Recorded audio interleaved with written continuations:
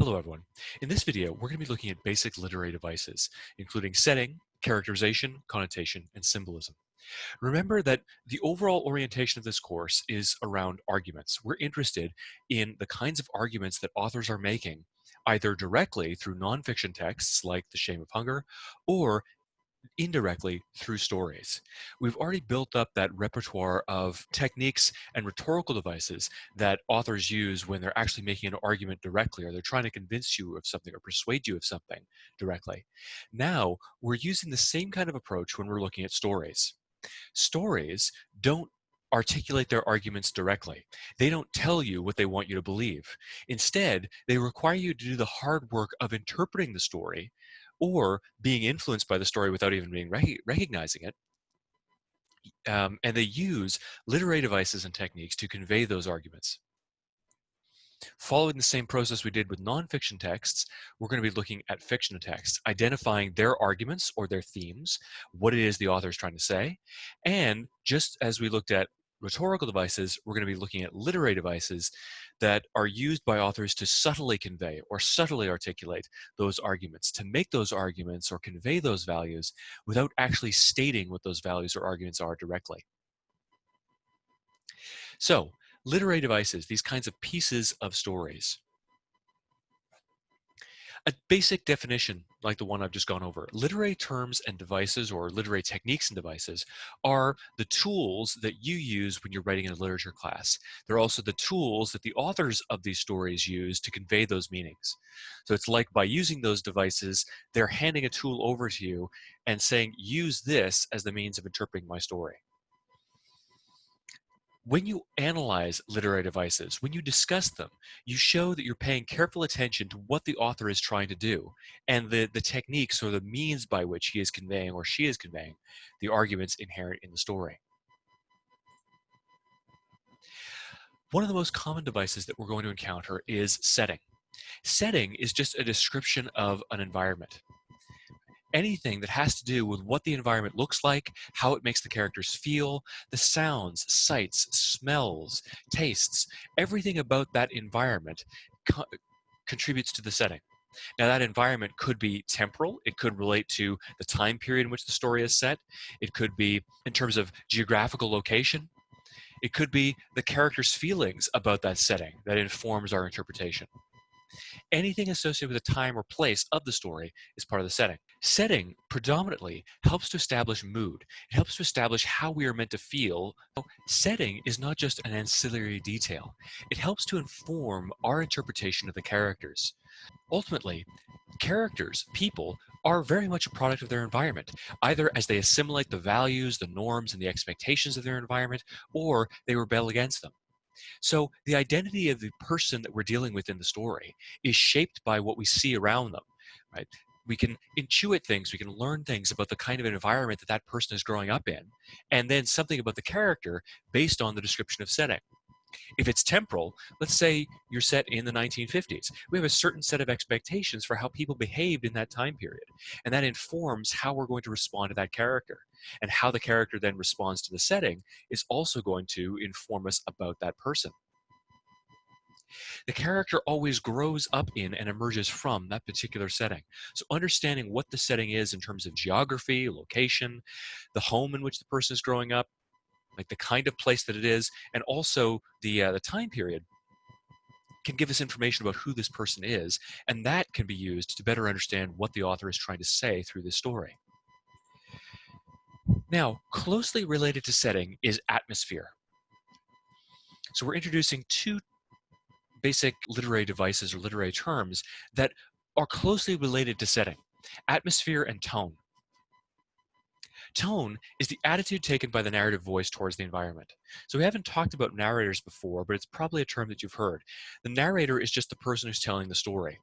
The tone is like the tone of voice. My tone as I speak can be angry, it can be pleasant, it can be uplifting or hopeful, but the emotion that is in my voice or the attitude that I take towards something through my voice is the tone that I have. Likewise, as a narrator, the person who is telling the story takes on different emotional responses and attitudes. We call that the tone. The tone is related to the setting because oftentimes the narrator is going to be describing the setting with a certain tone. Right? He's going to adopt or she's going to adopt a particular attitude towards that environment. The atmosphere is the accumulation of all the various different emotions in the piece.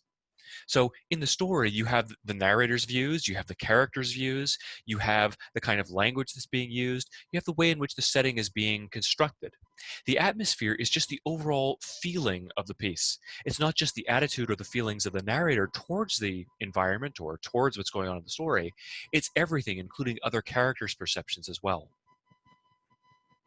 That atmosphere can be dreadful, solemn, sinister, joyous, depending on what's going on and the attitudes of characters and the narrator. Tone and setting together help to influence and to create that atmosphere. Setting serves multiple purposes in the story.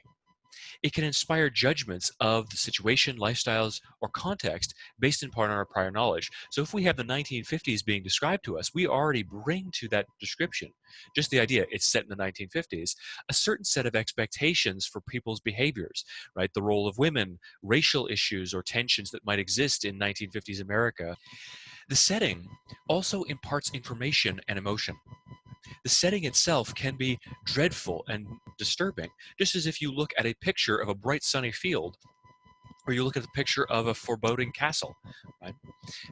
Both of them in a film will provoke different emotional responses from you based on what you bring to the piece and based on how those things are described, the kinds of language or images that are provoked by the descriptions of setting. In turn, they can help to emphasize or highlight things about characters. They can contrast or complement the character. So if the character is bright and cheery going into this foreboding castle, right, it can emphasize the emotional state of the character because of that contrast. Likewise, if the setting of a wedding is pleasant and joyous, if the tone that the narrator adopts is happy, and the environment is described in lush and resplendent details of this bright flower-filled field, with the wedding taking place, and yet as you look into the character's mind, she is morose or the like. You get the sense that there's something horribly awry with this wedding that's covered over by the surface of the setting. So there are many things to look for as you're thinking about setting. Some of the things that you'll want to look for as you're considering setting: geography, so just where it is, what the physical landscape is, the weather, the locale; social context, the people who live in this environment, whether it's urban or rural; the characteristics of the inhabitants, the influence that the setting has had on the protagonist. Sensory detail. So pay attention to things like feelings, the sights, smells, and tastes and sounds that are being conveyed to you. Because an author is not including those for no reason. They're there for some kind of purpose. He's not just, or she's not just trying to fill space. Instead, they're trying to convey something to you about the nature of the characters, their feelings at this moment, the underlying conflicts that exist but aren't stated directly. And in fact, in the end, the arguments that are being made. Now, in a normal class context, I would ask you to consider this activity on setting. For the moment, we're focusing on the way in which setting helps to create atmosphere, or it helps to create the feelings of a piece. What I'd like you to do is individually, rather than groups of 2 or 3, because you're working at home individually, I'd like you to take a look at these 2 illustrations and then create a list of adjectives that would describe the feelings that are provoked by these 2 environments. What you're doing at this moment is what you do every day when you walk into a classroom or you go into a club or you go to a sporting event. Right? You're always analyzing the environment, and the environment instinctively makes you feel something. Right? You're either feeling comfortable or uncomfortable, and certain specific details of that environment, if you started to think about it, you'd recognize provoke those emotional responses. In a story, all those details are included intentionally. The author has to choose to describe those things in such a way as to make you feel what he or she wants you to feel, whether it's pleasant or unpleasant, and whatever the gamut of emotions that they want to provoke might be. Here, look for those specific details in these 2 pictures, these 2 illustrations, and try to use those specific details to build up that list of adjectives or feelings or responses to those environments. What you're doing is practicing the analysis of setting. So pause the video, take about 5 minutes to do that, and when you're ready, return to this video and we'll continue on with our discussion of literary devices.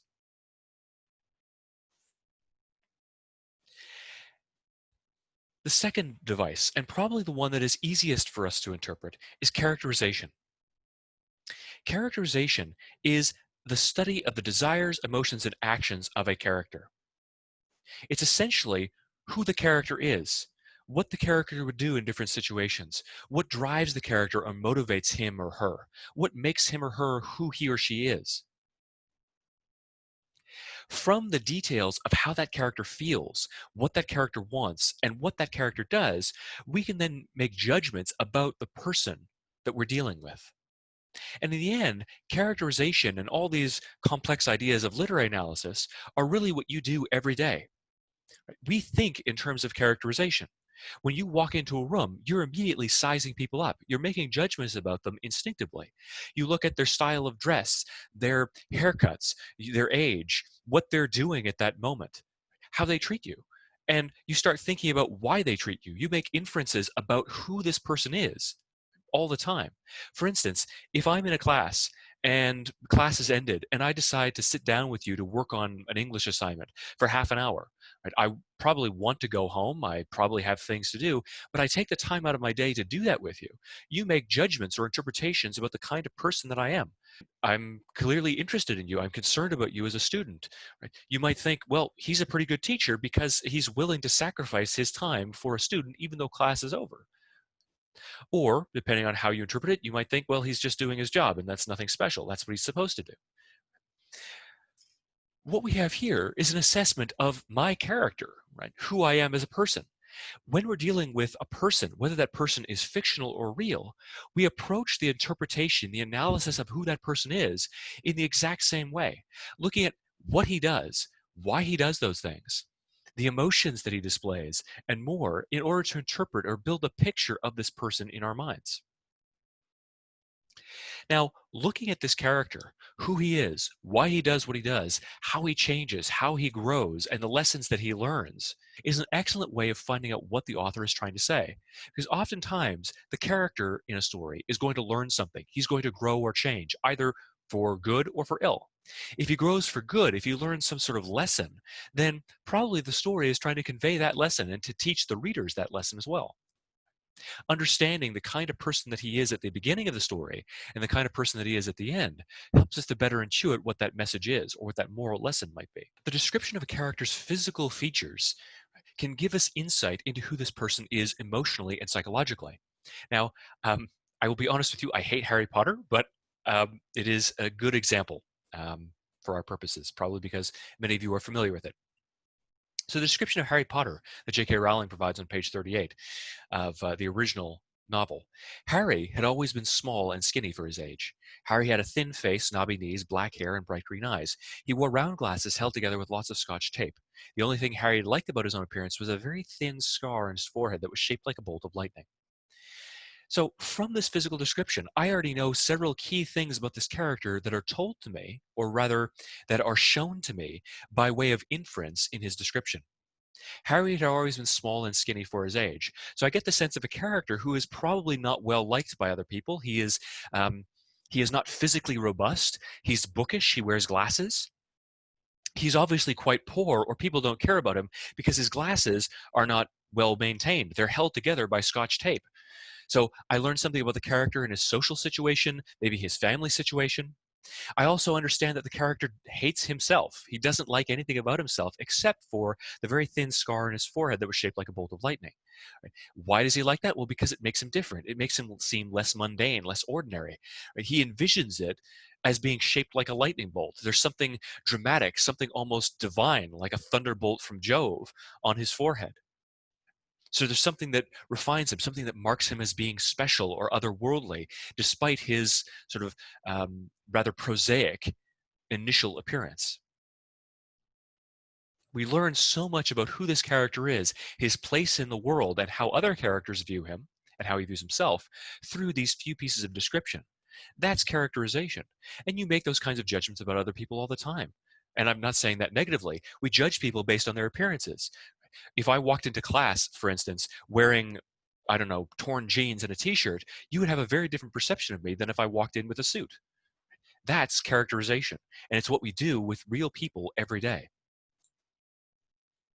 The third device that we're going to be looking at and focusing on as we go through this course is connotation. Connotation is just um, the set of associations and feelings that we have connected to words. The denotative meaning of a word is the dictionary definition. So if I use the word house, the denotative meaning would just be a simple building.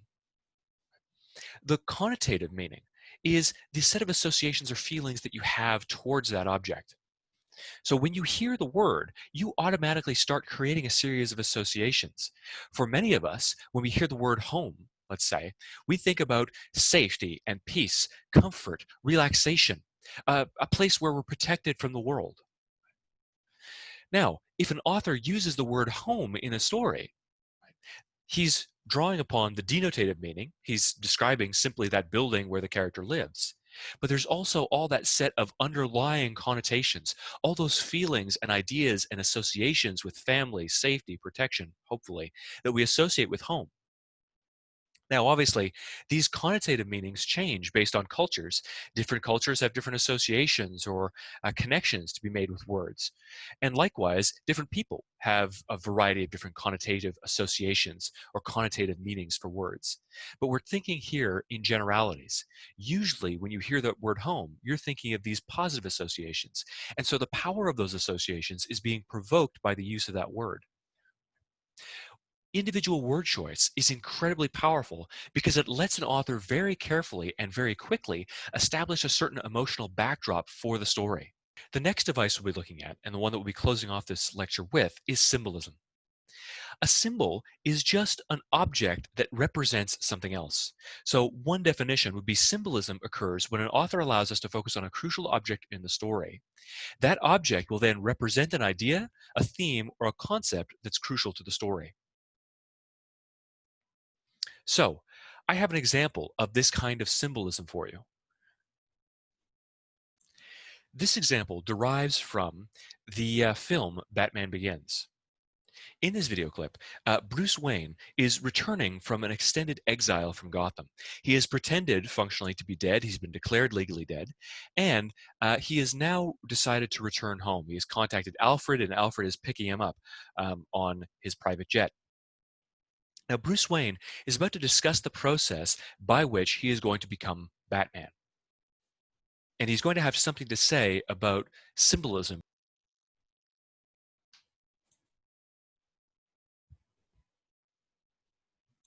So, in that video clip, we had Batman, Bruce Wayne, discussing the process of becoming a symbol, becoming something more than a man.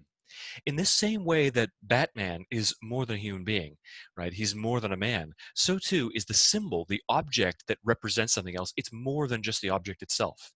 It takes on, let's say, primal, instinctual, or almost social connotations. When you look at a bat, for instance, you have this instinctive sense of revulsion. It's a rodent. It's something that is a mammal, but it's flying. There's something awkward about it. So there's something inherent in the bat that disturbs us. So, likewise, symbols themselves can take on cultural presumptions or cultural assumptions, cultural beliefs about objects. Symbols can borrow from those associations and thus help to inform us as to the meaning or what the symbol is meant to represent. Likewise, symbolism is inherently subjective. Depending on context, depending on people's subjective responses and their background beliefs and their understandings, their perceptions on the world, the symbol can mean different things. Just think about the people of Gotham and the criminals in Gotham as they're dealing with Batman. For the people in Gotham, Batman is a symbol of hope. Right? In that last movie, Batman: The Dark Knight Rises, when they flash the flaming bat signal onto a building, it inspires people to beneficent action. Right, the cowardly police commissioner who refused to actually sacrifice himself, he was terrified of the criminal element that had taken over Gotham. He returns and actually is willing to give up his life. He's inspired to grandiose action and to hope. He's inspired to better himself. But to the criminal element of Gotham, Batman and the bat symbol, right, or the bat signal, there's a moment in Batman Begins where they look up in the sky, they see the bat One of them says, "No, not tonight." Symbol of the bat has inspired in them terror. So two different kinds of people, two different classes of people, and because of their background knowledge and sentiments and their inclinations, suddenly that symbol has a completely different meaning. It's important to keep in mind that context always helps us to determine the meaning of the symbol. And likewise, characters' responses to it help us to interpret that symbol. Batman is a symbol of hope in the story, we know, because of how other characters are inspired by it or by him. So, some of those things to notice as you're trying to interpret symbols. Focus on the described characteristics of an object. Look at the characteristics, the like